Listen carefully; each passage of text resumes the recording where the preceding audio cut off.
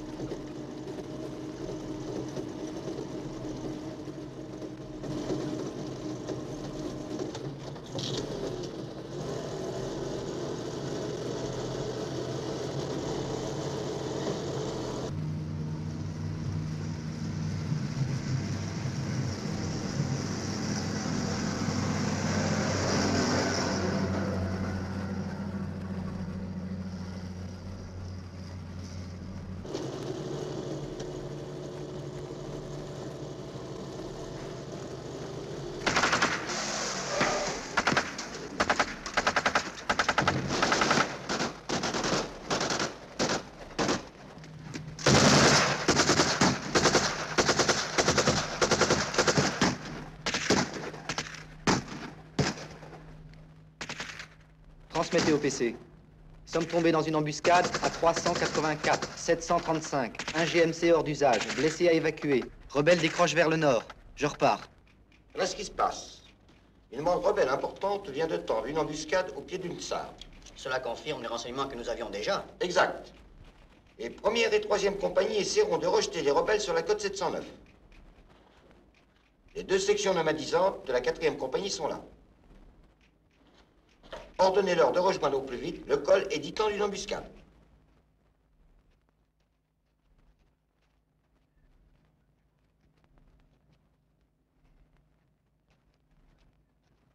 Et grouille-toi, on démarre.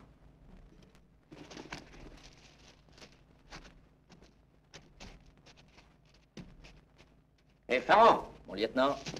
Alors, progression dispersée dans le bois, et ensuite le long de l'ouest Saïd.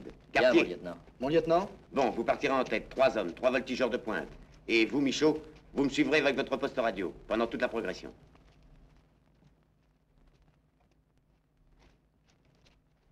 Tu es prêt? Oui, oui, j'arrive.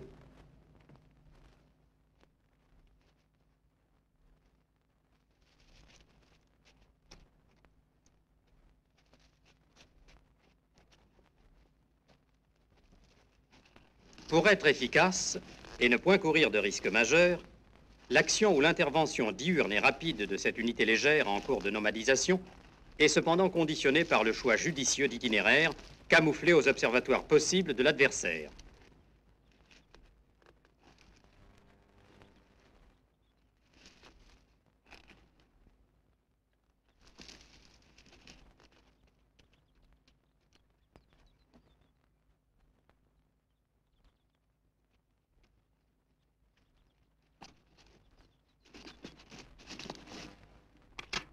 Quelle que soit la rapidité du déplacement, celle-ci ne saurait pourtant supprimer le respect des mesures élémentaires de sûreté qui doivent présider à la reconnaissance et au franchissement des points de passage dangereux.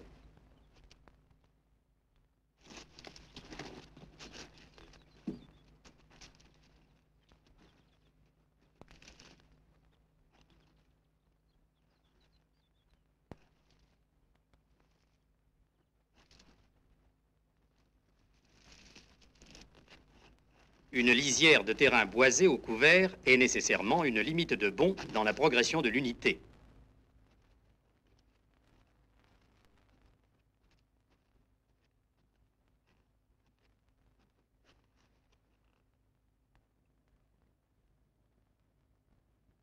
Appelez-moi le sous-lieutenant Farran.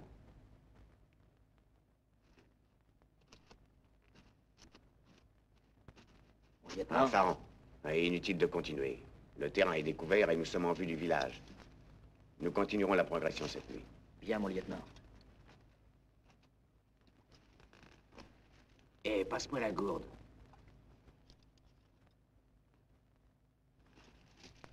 Eh, t'es malade, faut pas pousser, y a plus que 2 litres en tout et pour tout. Et de quoi je me mêle? Vous allez la fermer, oui?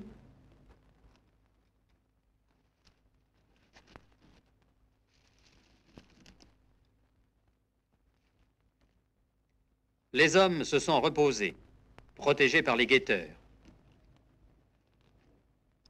Ah, Farran, on va pouvoir repartir. Ben, on fouille pas le village, mon lieutenant. Non, non, non, c'est pas la peine. On va se faire signaler et puis la bande est trop loin ce soir. Bien.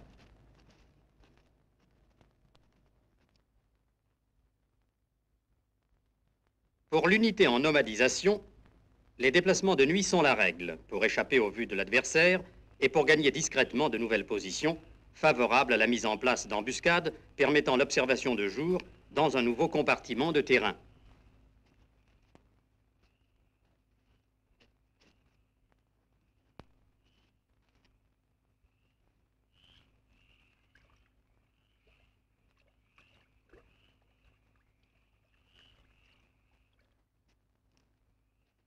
Malgré la nuit, le dispositif adopté doit permettre le déplacement en sécurité.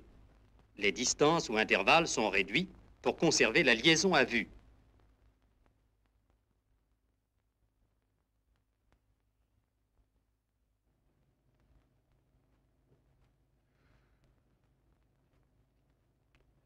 Mon lieutenant, Ouais. l'éclaireur de la 2e section a trouvé un bivouac abandonné. Ah, j'y vais.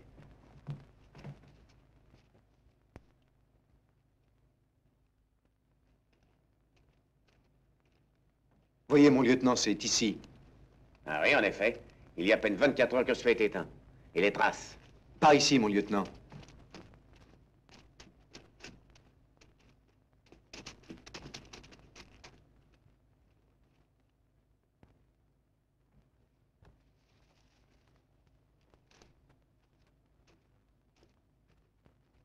Mon lieutenant, Qu'est-ce que c'est? j'ai trouvé des vêtements.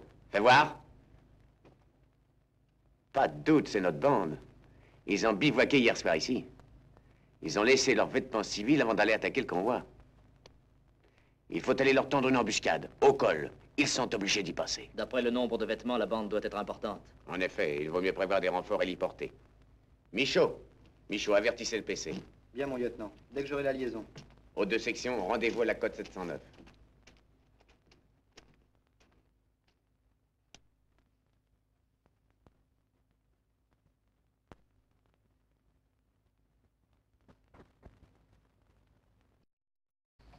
Les ordres ayant été donnés à la cote 709 par le commandant de l'unité aux différentes équipes et pièces, après regroupement et étude du terrain, la progression est reprise pour la mise en place du dispositif d'embuscade au point favorable choisi sur l'itinéraire qui semble fréquemment utilisé par l'adversaire.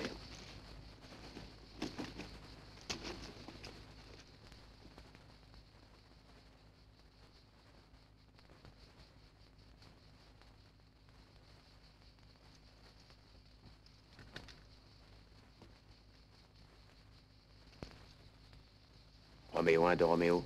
Roméo 1 de Roméo, parlez. Roméo de Roméo 1, j'écoute. Tu crois que les rebelles vont passer ici, toi? Ils peuvent nous avoir vus. Surtout si tout le monde fait comme toi. Dis donc, c'est une grosse bande à ton avis? Je sais pas, moi. Enfin, si on accroche du sérieux, on aura sûrement du renfort. Espérons. Hé, regarde.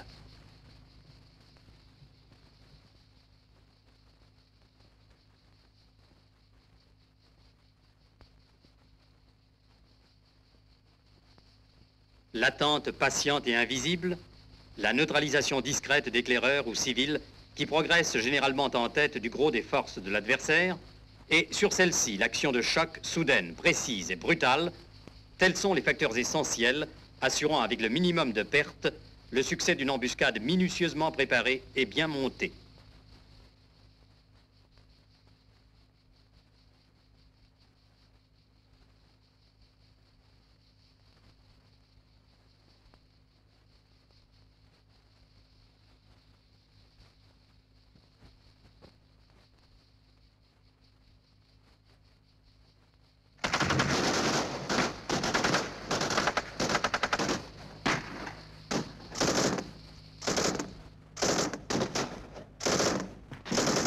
Michaud, transmettez au PC. Avons accroché forte bande rebelle. Demandons d'urgence renfort héliporté.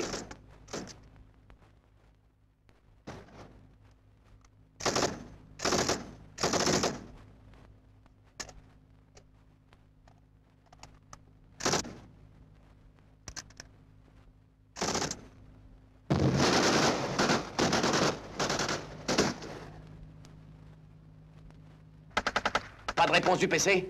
Rien pour le moment, mon lieutenant.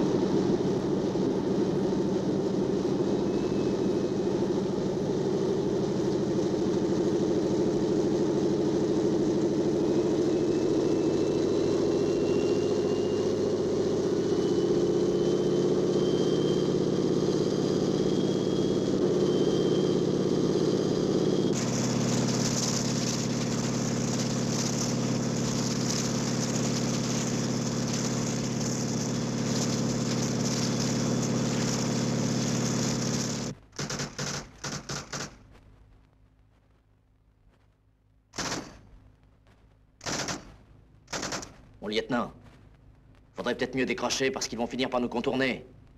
Pas question. Il faut garder le contact avec la bande. Terminé. Michaud? Michaud, rien encore?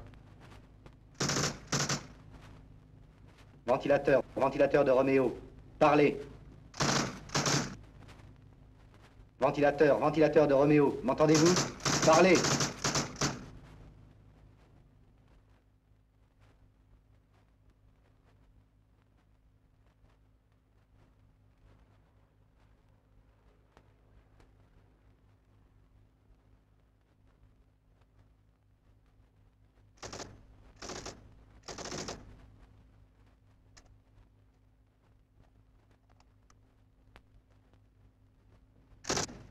Et si on reste là, on va finir par se faire tourner. Ouais.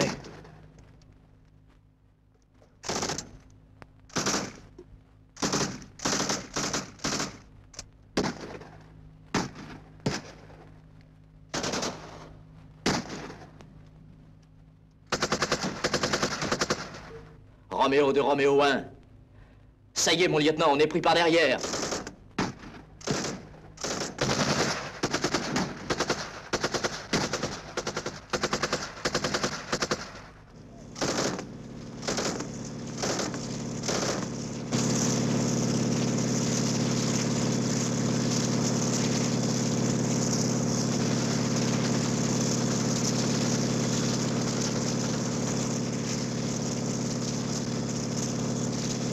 Prenez message.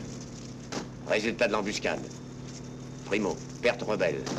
15 tués dénombrés. 20 prisonniers. 30 armes de guerre récupérées, dont un FM. Deuxièmement, pertes amies. 1 tué. 4 blessés à évacuer d'urgence. Stop, F1. Bien pris? Terminé. Voici quelques exemples des fautes qui ont été commises au cours de cette action.